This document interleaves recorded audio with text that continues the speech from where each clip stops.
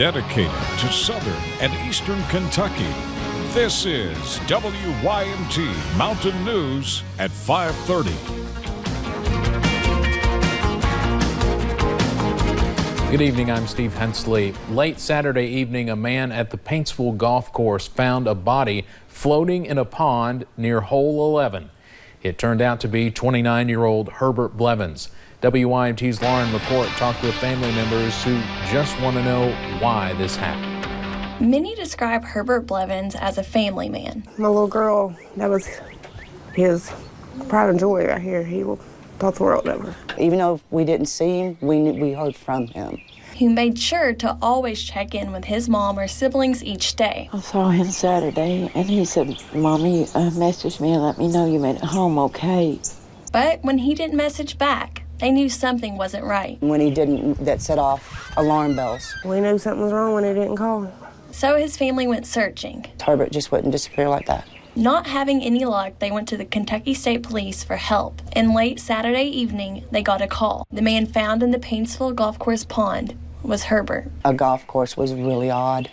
It struck me when they said it. Now they're searching for answers. We would just like to know why. I don't think he would have went there by himself. Yeah. I mean, there was no reason for him to be there. With only memories left. I can't imagine life without him. We're going to miss a son, a brother, a nephew, a best friend. They hope answers come soon. In Johnson County, Lauren McCourt, WYMT Mountain News. The funeral for Blevins will be held at the Preston Funeral Home tomorrow afternoon at 1.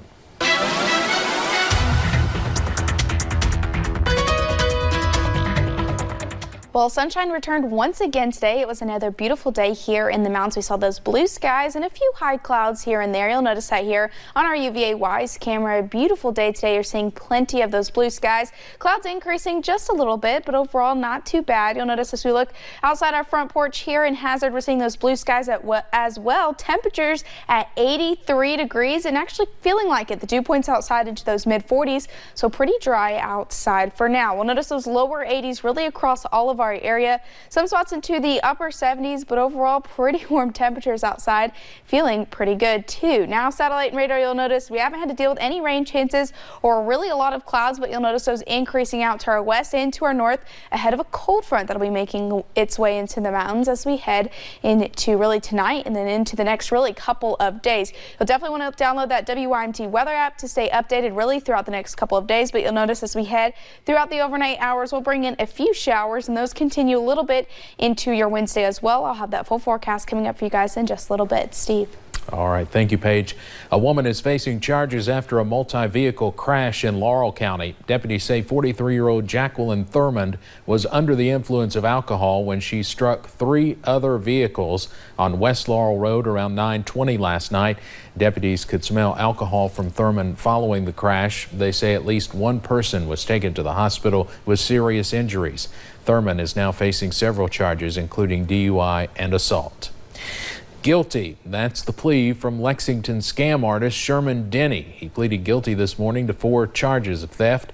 Police say Denny claims to be a diabetic who needs cash for insulin. Police caught him last week after he crashed a car. Last month, police accused him of nearly running over an officer after he was confronted at a gas station. The judge ordered him to serve 305 days in jail. A grand jury could indict him on other charges. Nearly 4 months and still no answers for family and friends of Savannah Spurlock. The young Richmond mother of 4 was last seen in Lexington back in January. Since then, no sign of her and no arrests. This afternoon, Garrett Weimer spoke with Spurlock's mother about their search for answers. Welcome to Richmond. Ellen Spurlock passes this sign every day, and every night she dreams about welcoming her daughter home. Being with her, she coming home and, you know, giving her a big hug and she's fine, and just hanging around with her again.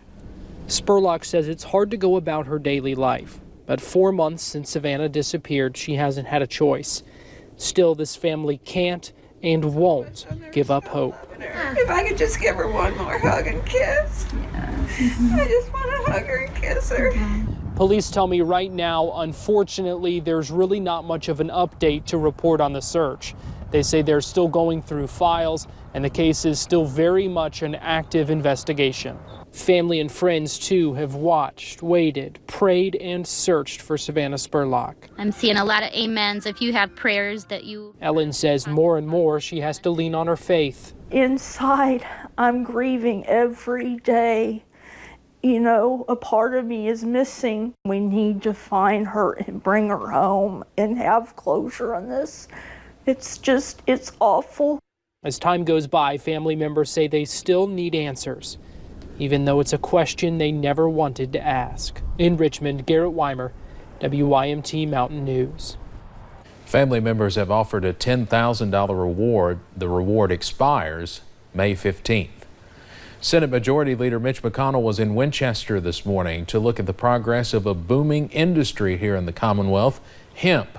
McConnell was joined by Agriculture Commissioner Ryan Quarles for a tour of Gincana, a hemp research campus. So far this year, more than 42,000 acres of hemp has been grown here in Kentucky.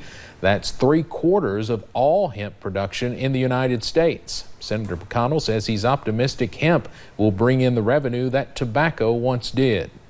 Now that 99 of 100 counties, somebody's growing hemp.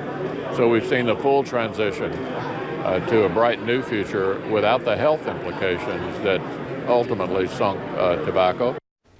Agriculture Commissioner Quarles says hemp helped create about 450 jobs across the state.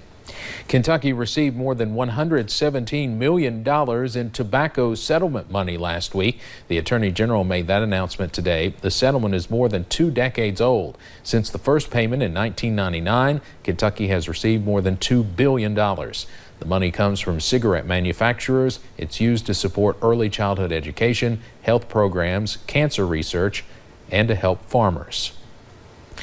Longtime Lynn Camp High School teacher and coach Richard Bird Dog Jones died in late December after a battle with cancer. Now the school has made a permanent reminder of his legacy. WYMT's Hannah Reynolds explains. A lot of these banners hanging here today go back a long time, a lot of hard work. Lynn Camp High School has not been the same since Coach Richard Bird Dog Jones lost his battle with cancer in December. They look for that smile, that hey, what are you doing, that kind of thing that a lot of times you get from your principal, not all your teachers, but everybody got it from him. Tuesday, his legacy became a landmark in the school. This gym's went unnamed for a long time, and no one more deserving than him. Just really proud of all his accomplishments. Those close to Coach Jones gathered, dedicating the gym in his honor. His son Andrew says it's been talked about for years. I've even contacted the administration about it before a long time ago, and it just feels really great, really well deserved, and it's a great way to honor him. His former players say to them he was much more than a coach. Generations after us, they'll always know his name. Everyone will know this is who he was and how we honored him. I love him, miss him. Me too. As they keep his legacy alive for the generations to come. In Knox County, Hannah Reynolds, WYMT Mountain News. The gym dedication started at 1 o'clock and a hospitality dinner was served for his loved ones afterwards.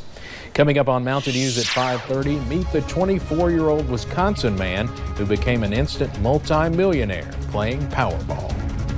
And scattered rain chances return tonight and into your Wednesday as well. Cold front moves through Thursday, bringing more soggy weather. Good news is it looks like we have a nice weekend ahead. I'll have that full forecast coming up for you guys in just a few short minutes. Coming up at 6, we will have a live update from the Prescription Drug Abuse and Heroin Summit in Atlanta, where today they had multiple sessions, including one covering infectious diseases.